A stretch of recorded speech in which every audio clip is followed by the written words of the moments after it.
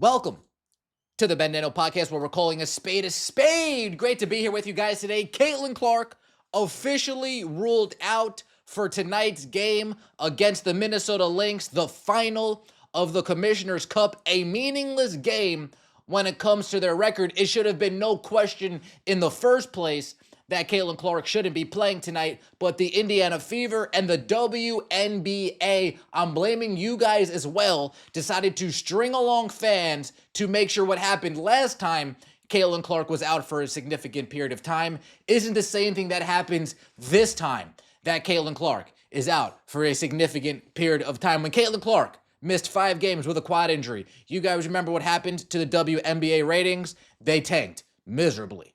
Dropped 50%. Not only did WNBA TV ratings drop 50%, attendance dropped as well. And I understand the retort to that. Well, Ben, all the games were sellouts anyway. The owners already made their money. Yes and no. Yes, they made their money. But no, they didn't make all their money. If I have an arena that can hold 17,000 and only 10,000 shows, well, that's 10,000 people only getting food, beverage, merchandise. I'd rather have 17,000 contributing to my bottom line with food, beverage, merchandise. I'd rather be selling jerseys and t-shirts and hats and all this different type of fan stuff, fan gear to 17,000 instead of 10,000. So the WNBA wasn't happy because it's not a good look with one player's out and ratings drop 50%.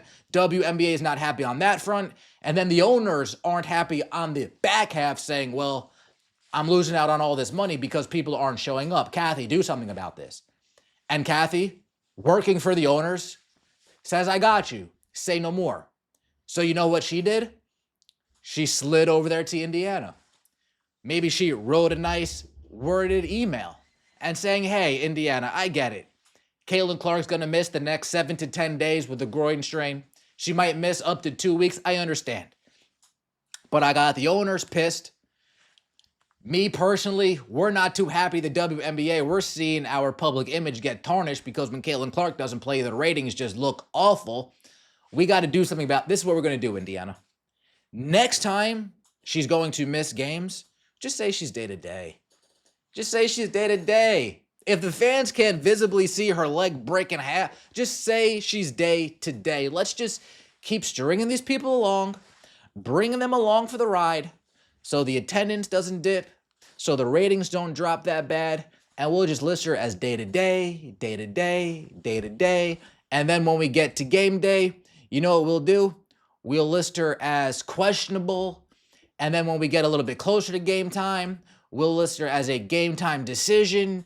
But then when we're about 6 hours out from the game starting, when people who are driving 5 hours are already 3 hours into their drive, when people who are driving 10 hours to watch are already 5 hours into their drive, when people are flying from Maine to Minnesota and they're currently in the air, when it's too late, that's when we'll say that she's out.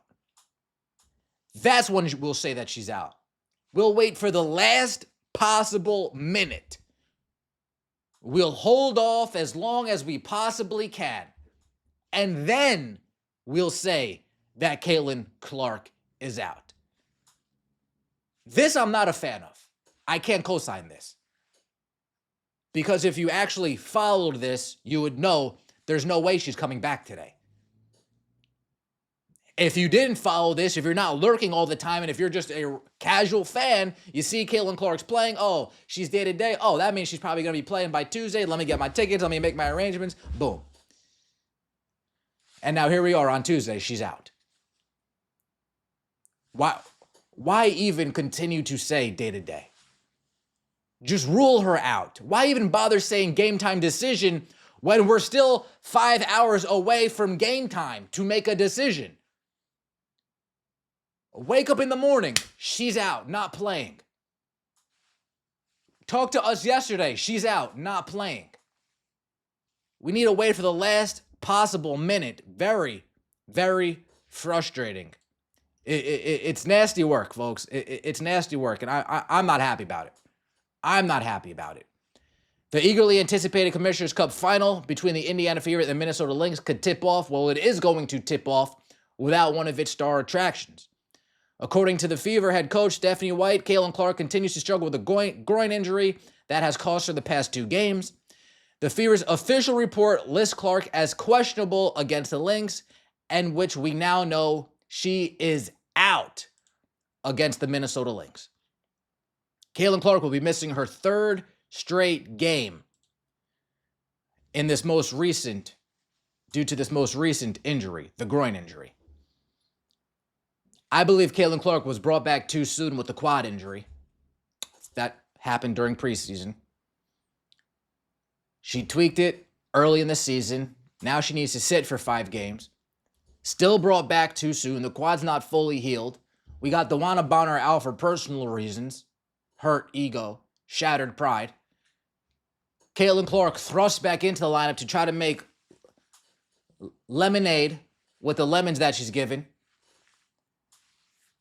And in doing so, overcompensates on that quad, ends up straining her groin, and here we are today with an injury that's keeping her out for 3 games. We know Damaris Dantas is out with the Brazilian national team for the AmeriCup. Stephanie White said this earlier today. We'll see what happens as we go through shoot-around. Again, I think the most important thing for us is the big picture. This tells you she's definitely not playing, but she leaves a small glimmer of hope for the diehards that are willing to sacrifice and drive this far, that far, this far. We'll see what happens as we go through shoot-around. But we're already seeing reports that she wasn't there at the beginning of shoot-around. So you must have been talking about shoot-around prior to the game that occurs in a few hours. No.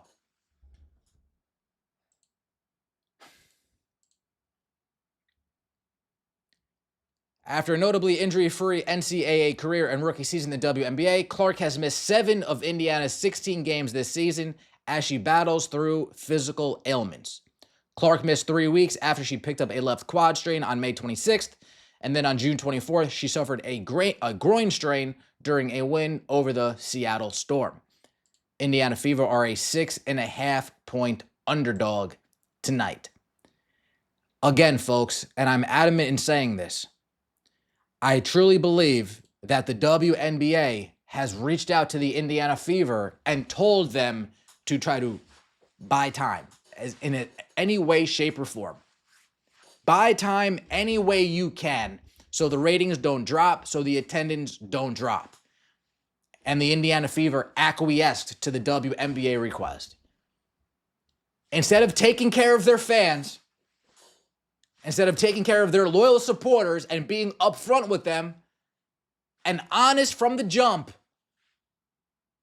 no, you guys can buy plane tickets, buy train tickets, buy bus tickets, go all the way to Dallas.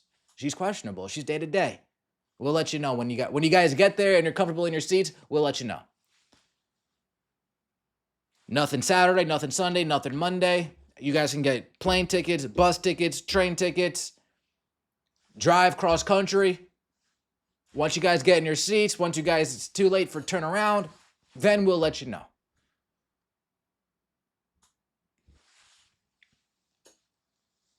They could have just said she's out for a week. They could have just said she's out 7 to 10 days. Could have just been honest. But instead, personal reasons. Nasty. Let me know what you think in the comment section below. I appreciate all the support. Don't forget to like the video if you enjoyed and subscribe to the channel. That would mean so much to me. We'll see you next time. And as always, take it easy.